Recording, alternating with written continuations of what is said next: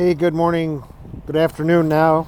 Thanks for your call earlier, Dave. This is the 2014 Chevy Silverado LT that we talked about on the phone.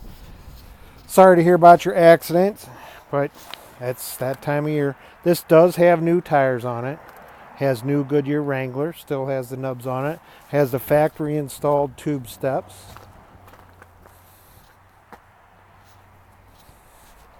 This does have the standard towing package, but it does include the engine cooler, trans cooler, and all that stuff.